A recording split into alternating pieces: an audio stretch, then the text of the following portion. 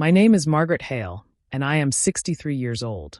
For most of my adult life, I have carried myself with quiet steadiness, the kind of temperament people mistake for softness. I never minded that. A gentle nature has a way of revealing who believes kindness is weakness, and who understands it as a deliberate choice. My late husband, Thomas, had understood, at least in the early years. We built our life in a cedar-scented home on the edge of a small Ohio town where everyone knew everyone else's business. I was a retired school counselor, and he was a local contractor.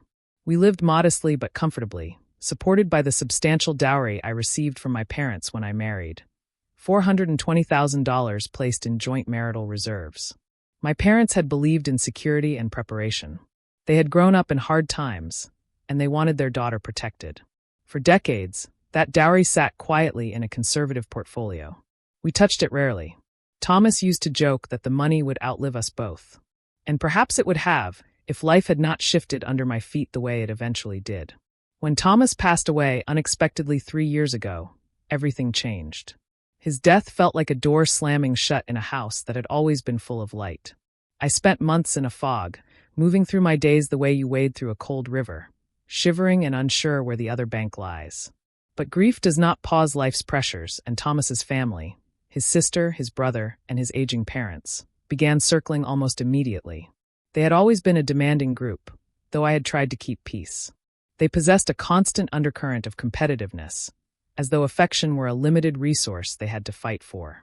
Thomas had been the family's quiet mediator, the one who smoothed their sharp edges. Without him, the unspoken cracks widened, and suddenly those cracks ran right through me. Their calls began innocently enough, checking in, asking how I was, offering help. But within months, the tone shifted. They began asking about the dowry, how it was arranged, what portion of the estate they were entitled to.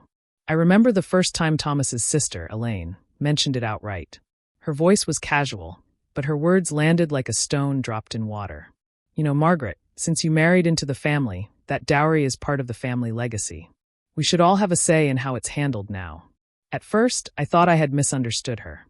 But the conversations grew bolder, and soon every call, every visit, every invitation carried the weight of expectation. It was as though my grief had made me transparent, and all they could see was the money behind me. Something inside me tightened. A subtle warning. A quiet shift in the temperature of my life. I began to sense that the peace I thought I could preserve was slipping, and that the dowry, my parents' legacy, my own safety net, was becoming the battlefield they had long been waiting for. And I knew, though I wasn't ready to admit it aloud, that I would have to protect myself.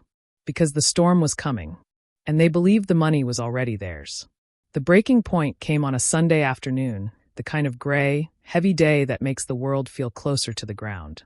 I was sitting at my kitchen table sipping tea when I saw Elaine's car pull into the driveway. She never came unannounced. Not even when Thomas was alive. She marched into my home with an urgency I instantly recognized. Someone who had already decided what the outcome of a conversation should be. Behind her came her brother, Michael, and their father, Raymond. Seeing all three of them together felt like the sudden arrival of a jury. They sat at the table without waiting to be invited. Elaine smoothed her blouse, as if preparing herself for a performance. "Margaret," she said, "we've talked as a family, and we believe it's time to settle the matter of the dowry." I stared at her. "Settle?" Michael leaned forward. "You're alone now. You don't need that much money. And Dad's medical bills are piling up. It's only fair that the family shares the resources Thomas married into." I felt the world slow, as though every sound became muffled. It was astonishing how grief could be so raw and still be eclipsed by shock. Raymond cleared his throat, his voice trembling with a mix of age and entitlement. "We're asking for you to turn over at least half. $210,000. It should be handled by the family council." The family council, a self-appointed collection of relatives who enjoyed the illusion of authority more than authority itself. I kept my voice calm. The dowry was a gift from my parents. It is not marital inheritance. It is not family property. Michael bristled. "That's not how Dad sees it." "Your father's opinion," I said softly, "does not change legal facts." Elaine slammed her hand on the table. "You're being selfish. Thomas would have wanted us taken care of." I closed my eyes for a moment. The air felt thick. When I opened them again, I saw something I had never noticed before, something predatory, something hungry. You've misunderstood something, I said. The dowry is not up for discussion. They rose as one, scraping chairs against the floor. Raymond glared at me with a bitterness that no amount of kindness could have erased. You'll regret this, he whispered. They left without saying goodbye. I sat alone in the quiet that followed, heart pounding, hands trembling. I realized the shock wasn't simply their demand. It was the revelation that they had never seen me as family. Not truly. I had been a placeholder for something they believed they deserved. The betrayal was not sudden. It had simply finally revealed itself. And I understood, with a clarity that chilled me, that they would not stop here. To understand why Thomas's family acted the way they did, you would need to understand where they came from. They had grown up in scarcity, real scarcity, the kind that burrows into the bone. Their father, Raymond, had been the eldest of 6 children, raised in a cramped 2-room house with parents who fought constantly about money they never had. For him, financial security was not a comfort, it was an obsession. Elaine inherited that obsession. Michael inherited the resentment that rode alongside it. Both siblings grew into adulthood convinced that the universe owed them stability because their childhoods had lacked it. They interpreted every blessing that belonged to someone else as a personal slight. Thomas, however, had been different. Maybe because he was the youngest. Maybe because he had seen enough chaos to understand that scarcity of kindness was far more destructive than scarcity of money. When we married, he made it clear that my dowry would never be touched without mutual agreement. He knew how hard my parents had worked for it, how deeply they believed it represented dignity and choice. For decades, there had been no conflict about it. Even when the family dropped hints or made passive remarks, Thomas shielded me from the worst of their fixation. He would deflect with humor, redirect conversations, or simply take me by the hand and walk me away. He had been gentle in all the ways his family had been sharp. After his death, the shield fell away, and I was left in the open. I spent the months following their confrontation, replaying every subtle sign I had ignored. The questions about my finances, the probing comments, the sudden interest in my retirement plans, the way they had rushed to help with Thomas's funeral arrangements, not out of love, but out of a desire to observe what assets he had left behind. I remembered one particular evening years ago, when Elaine had cornered Thomas in the kitchen while I was washing dishes. She thought I couldn't hear.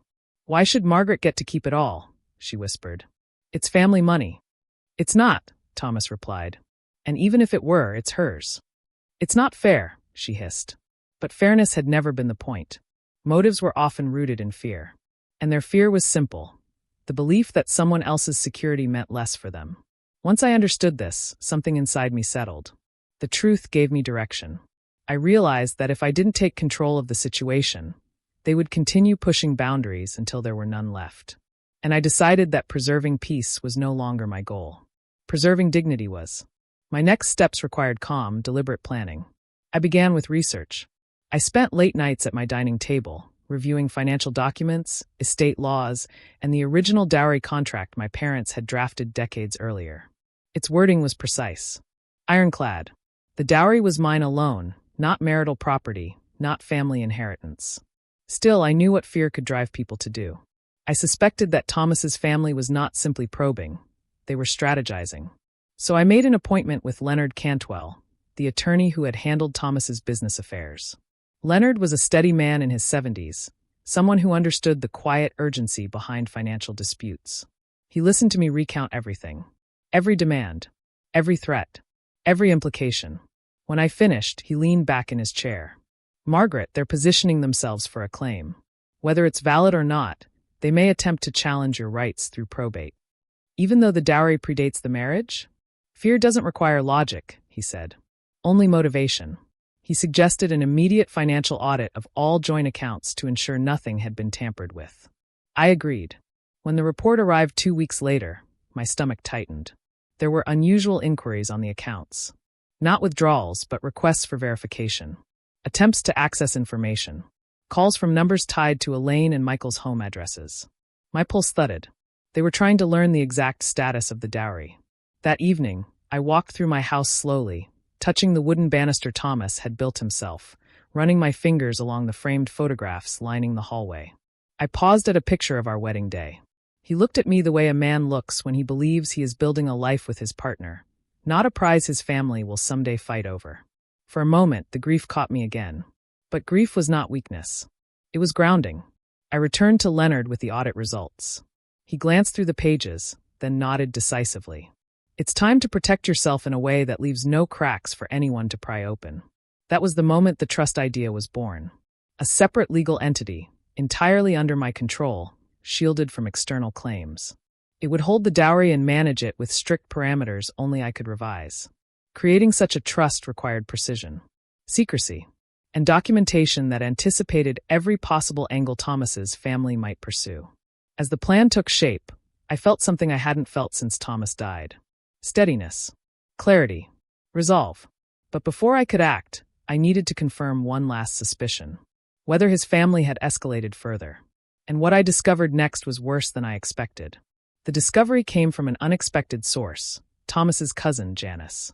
She was the only relative who had always treated me with genuine warmth. She called me one afternoon, her voice trembling. "Margaret, I heard something you need to know." I braced myself. "I overheard Elaine and Michael talking at a gathering last week. They said you're emotionally vulnerable, and that they might try to petition the court for financial oversight. They want to argue you're not capable of managing the dowry alone." The words hit like a cold wind. Not capable. Emotionally vulnerable. It was the oldest tactic in the book. Discredit the widow, claim her resources were unsafe in her hands, and disguise greed as concern. They believed my quietness was fragility. They mistook grief for incompetence. "Thank you, Janice," I said. "You've done more than you know." After the call, I sat in silence. The truth settled around me like dust. It was no longer simply greed. It was strategy. They intended to portray me as unstable in court. But to make such a claim, they would need evidence. And that meant they would soon try to manufacture it. I began watching them more closely. Their visits became more frequent, sudden, insistent. Elaine's voice took on a syrupy tone, as though speaking to a child. Michael began asking probing questions about whether I was managing everything all right. Even Raymond started sending passive messages implying concern for my emotional state. They were laying the groundwork. I documented everything. Every message, every call, every attempt to access financial records. My notebook grew thicker by the week. One afternoon, when Elaine stopped by uninvited, she found me sitting calmly in the living room. She walked around observing things as though assessing the environment. Then she said softly, "You seem overwhelmed, Margaret. Maybe you shouldn't handle everything alone." I looked at her for a long moment. "I'm managing perfectly well," I said. Her smile didn't reach her eyes. "If you say so." After she left, I added her words to my documentation. The truth had fully unfolded now. Thomas's family wasn't waiting for access to the dowry. They were plotting a full takeover. And they were willing to use my grief as leverage. The trust was no longer optional. It was essential. I met with Leonard again and laid out everything I had learned. He listened quietly, then tapped his pen on the table. "It's time," he said. "Let's finalize the trust." That night, as I prepared the documents, I felt a wave of calm I hadn't expected. The kind of calm that comes not from retreat, but from readiness. The truth had become my armor. And they had no idea how close I was to shutting them out entirely. The trust was finalized on a crisp Wednesday morning. I signed the papers with a steady hand. The entire dowry, every cent of the $420,000, was legally transferred into a private trust managed exclusively by me. My name was the sole authority. The structure was airtight. It was done. 2 days later, the confrontation began. Elaine and Michael arrived again, this time with a sense of urgency that immediately told me they were planning something. They didn't bother with pleasantries. They stepped into my living room as though conducting an inspection. Michael cleared his throat. "We've decided it's time for the family to intervene. You're not in a position to make major financial decisions alone." I sat calmly in my armchair. "Is that so?" Elaine crossed her arms. "We're giving you a chance to cooperate before we file anything formally." "File what exactly?" "A petition," she said, "to have the dowry placed under family supervision. We've spoken to a lawyer. We're prepared." I nodded slowly. "You believe I'm incapable of handling my affairs." "Well," Elaine said, "look at you. You're alone. You've been emotional. It's understandable." Their words no longer stung. They revealed themselves with every sentence. "I see," I replied. "Then there's something you should know." Elaine raised her chin. "What?" "The dowry," I said, "is no longer accessible to you. It has been moved into a private trust under my sole management. The shock on their faces was immediate. Michael blinked rapidly. Elaine's mouth fell open. You moved it, she gasped. Yes. You can't do that, Michael snapped. I already have. They exchanged panicked glances. Elaine stepped forward, voice shrill. You did this to spite us. No, I said. I did this to protect myself from people who believe my vulnerability is an opportunity. Michael's face twisted. You think you're clever. I think I'm prepared. I reached for the folder on the table and handed them copies of the documentation I had compiled over the past months. Transcripts of their threats, notes of their attempts to access my accounts, recordings of their insinuations, timestamps of every unsolicited visit. Elaine's hands trembled as she flipped through the pages. What is this? She whispered. Evidence, I said. In case you follow through with your petition. Michael swallowed hard. You wouldn't dare. I would, I replied. And I will. If you force my hand. They looked cornered, startled, exposed. Raymond, who had remained quiet until then, finally spoke. His voice was thin.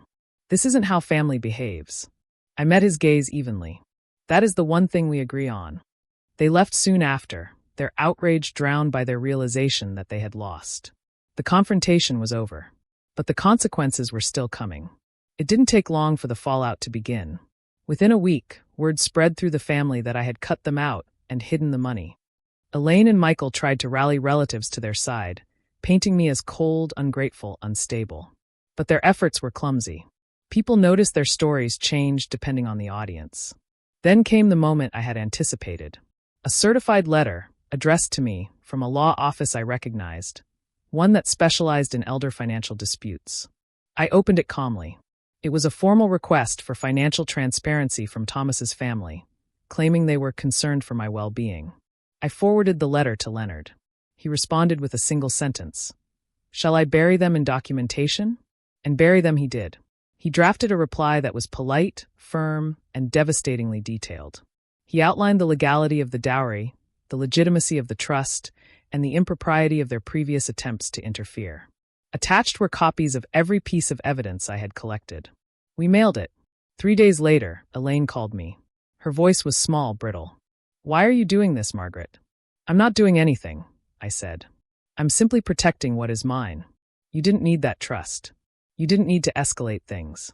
You escalated when you tried to claim I was incompetent. She fell silent. You wanted control, I said quietly. And you assumed I wouldn't fight you. Another silence. Then a trembling exhale. I thought we deserved something, she whispered. That's the difference between us, I replied. You mistake desire for entitlement. After that call, no petition ever materialized. Their lawyer withdrew from representation. Their relatives stopped responding to their dramatic retellings. Even Raymond ceased sending messages. In the months that followed, the family fractured under the weight of their own resentment. Meanwhile, I focused on rebuilding my life. I took long walks around the neighborhood in the mornings. I tended the garden Thomas and I had planted together years ago. I hosted tea afternoons with old friends. I even joined a local book club, where I met women who understood the quiet resilience that comes with age.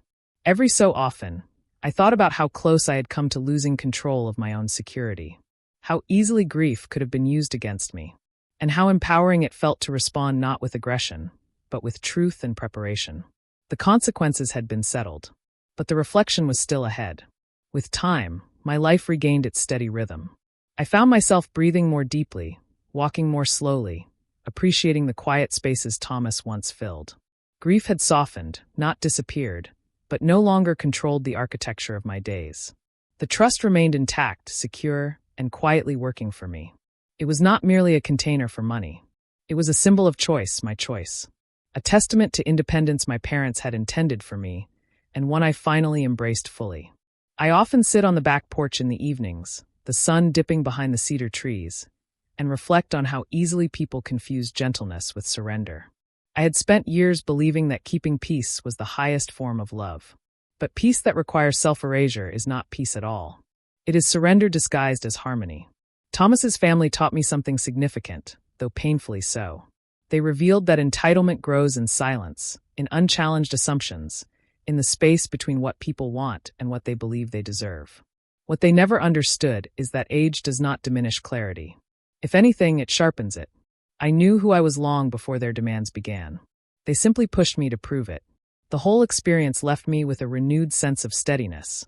Not because I won a battle over money, but because I reclaimed my own boundaries. I learned that dignity is not defended through shouting matches or dramatic scenes, but through documented truth, calm resolve, and the refusal to be manipulated. When neighbors or friends ask about the ordeal, I do not speak of bitterness. I tell them this: protecting what is yours is not selfish. It is responsible. Standing firm is not cruel. It is necessary. And silence is not always kind. Sometimes it is permission. If you ever find yourself in a situation where others try to take advantage of your grief, your generosity, or your perceived vulnerability, remember this: you are allowed to defend your life. You are allowed to protect your stability. And you are allowed to say no, even to people who insist that family ties require your compliance. Thomas once told me that the strongest people he knew were the ones who quietly did the right thing even when no one applauded. I like to think he would be proud of how I handled everything. My story is not one of vengeance, but of alignment, of bringing actions in line with values, of holding firm to what is right. And if you've listened this far, I invite you to reflect with me. What would you do if the people you trusted tried to take advantage of your vulnerability? How would you protect yourself? And how has life taught you to stand your ground with dignity? I hope my story encourages you to find your own answers and to trust your own strength.